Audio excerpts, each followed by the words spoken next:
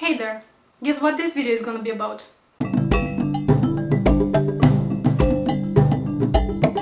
Until not long ago, studying the universe was only a matter of philosophy or religion. We now have the technology to study space, and the skies are open to science. We are the first generations in the history of humanity to look at the sky and say, this is how it all started, without basing our beliefs on blind faith or speculation, but on actual scientific evidence. Something that just 100 years ago was impossible. First, let's have a quick look at what the Big Bang Theory explains to have happened.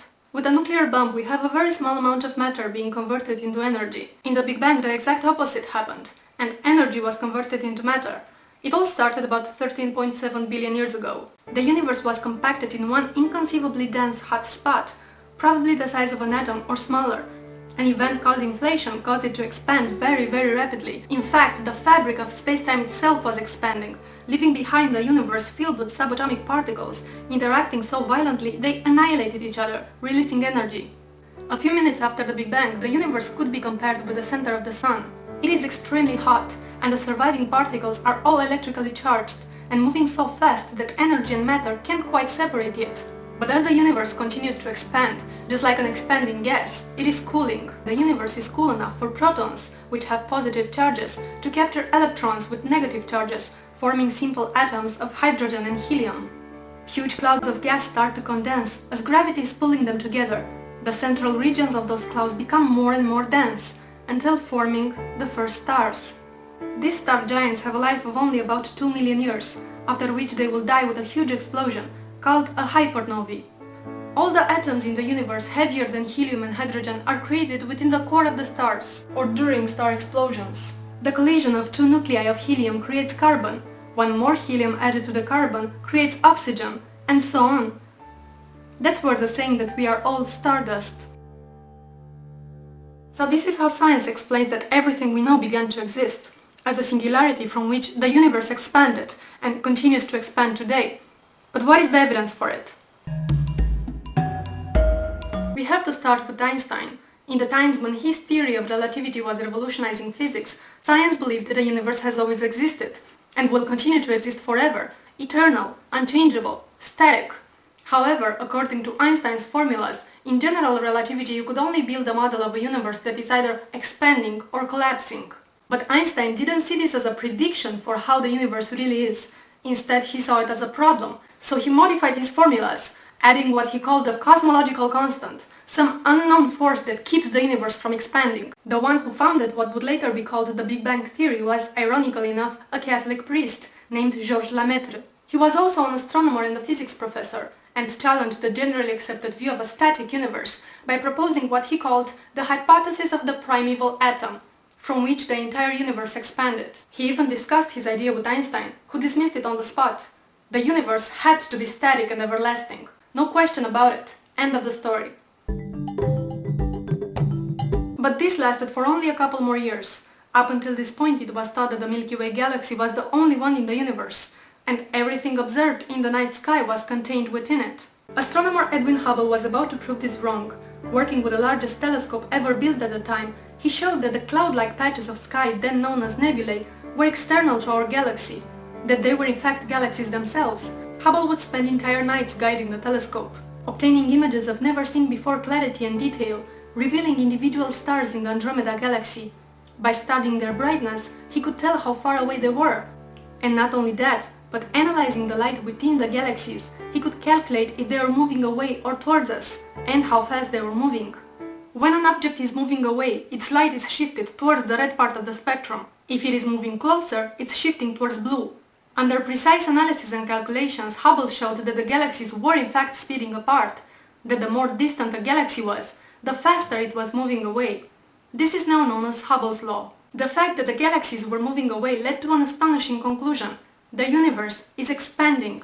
The galaxies will be further apart tomorrow than they are today, and going back in time, they come closer and closer together. The universe gets hotter and denser, until you end up with an extremely hot, extremely dense singularity. The deal was sealed with a meeting between Einstein, Hubble and Lemaitre. Lemaitre's hypothesis that the universe began from a singularity, Einstein's theory predicting an expansion, and Hubble's observation showing that the universe is in fact expanding left no room for doubt. Einstein called his attempt to keep the universe from expanding by forging his formulas to be the biggest blunder of his career, and at that meeting, the bases of modern cosmology were established. However, the scientific community wasn't ready to accept that the universe had a beginning. There were many opposing it, including the British mathematician Fred Hoyle, who took on the radio talking about the absurdity of the universe starting with what he mockingly called a Big Bang.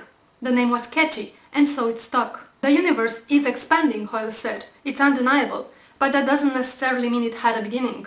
He insisted it is eternal and unchangeable, by proposing that new matter is somehow created constantly.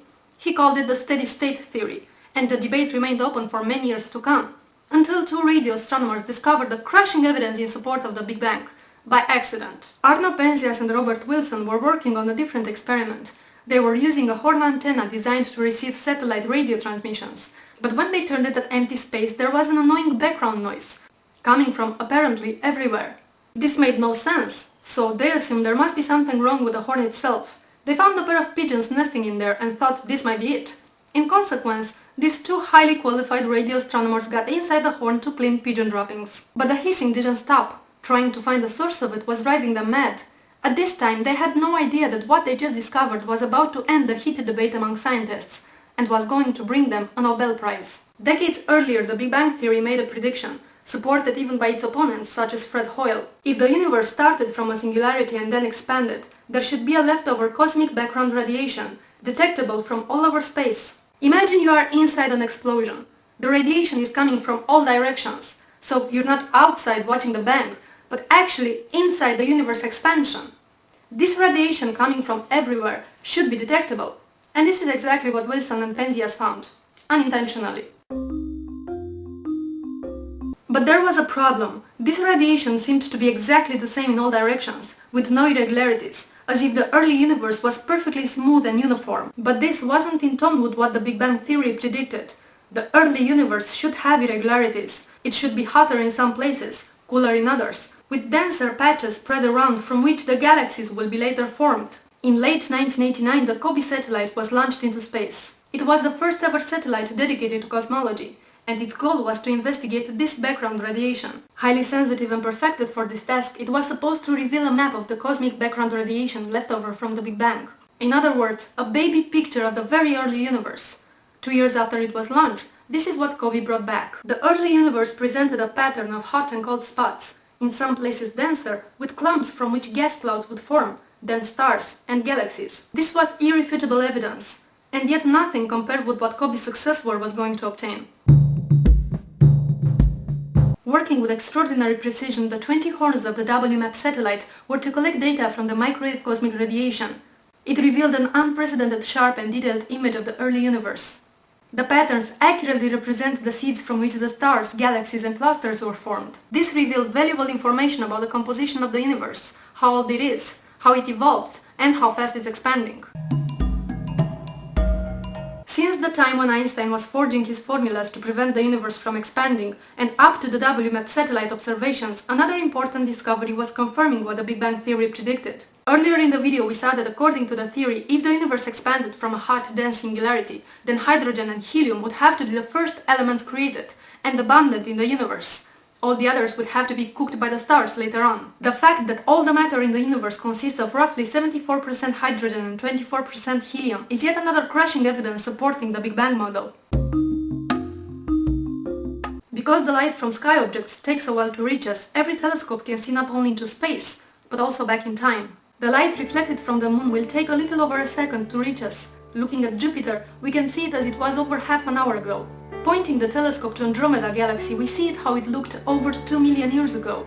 The telescopes built today can take us close to the beginning of time, seeing objects as they were 13 billion years ago. Studying the way the galaxies change shape and structure, also their distribution as they get closer together going back in time, fits perfectly with the Big Bang model. It's been 4 centuries since Galileo pointed the first ever telescope at the sky, showing that the Earth is not the center of the universe, but just one planet among others orbiting our Sun. Later we learned that not even our Sun was in the center of the universe, that all the stars observed in the night sky were actually distant suns, that ours is just one star among billions in the Milky Way galaxy, and just in the 20th century Hubble showed that our galaxy is also one among billions.